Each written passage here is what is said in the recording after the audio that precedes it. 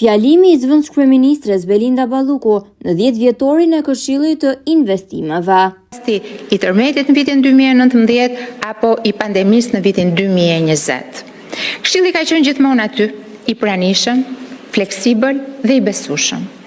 Ka ndërtuar një strukturë unike dialogu të bazuar në fakte, argument dhe përfaqësim të balancuar. Fal këtij bashkëpunimi të sinqert kemi arritur të thellojmë besimin mes institucioneve dhe sektorit privat, të adresojmë sfida konkrete dhe të ndërtojmë zgjidhje të qëndrueshme, të orientuara drejt integrimit evropian. Në vetvete, Këshilli i Investimeve përfaqëson një forum dialogu, të hapur dhe konstruktiv, ku sfidat e investimeve sigurisht diskutohen me profesionalizëm dhe në mënyrë të strukturuar.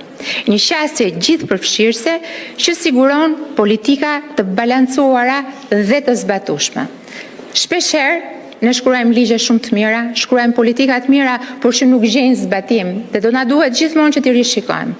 Dhe vetëm përmes dialogut, dhe këtë e them nga eksperienca, mua më ka ndodhur që duke ulur në tryezë dhe duke diskutuar draftet dhe jo ligjet e bëra fakt, ne kemi nxjerrë ligje të mira dhe të zbatueshme dhe padyshim fusha e energjisë është një nga këto shembuj të cilët me të vërtetë tregojnë bashkëpunimin e ngushtë midis qeverisë dhe sektorit privat.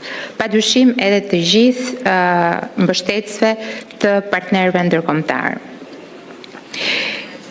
Gjithashtu, ky këshill ka qenë edhe një mbështetje për reformat. Reformat ekonomike që synojnë zhvillim të qëndrueshëm dhe gjithëpërfshirës.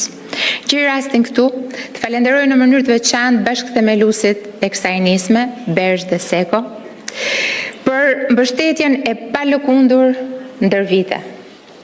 Dua të falenderoj gjithashtu të gjithë përfaqësuesit e institucioneve publike, të biznesit dhe të partnerëve për zhvillim për kontributin e tyre të çmuar në këtë dekadë.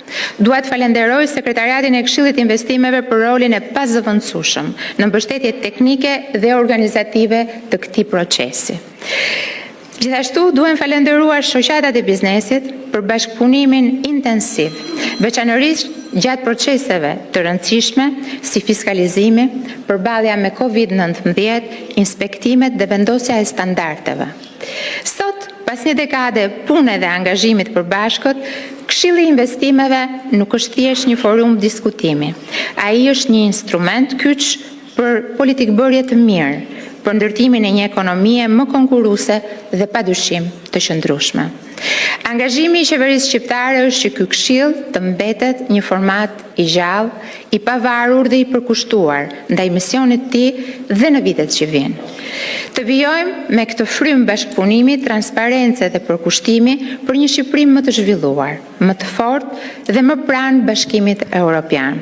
Urime edhe një herë në 10 vjetorin dhe sukseset më tejshme për Këshillin e Investimeve.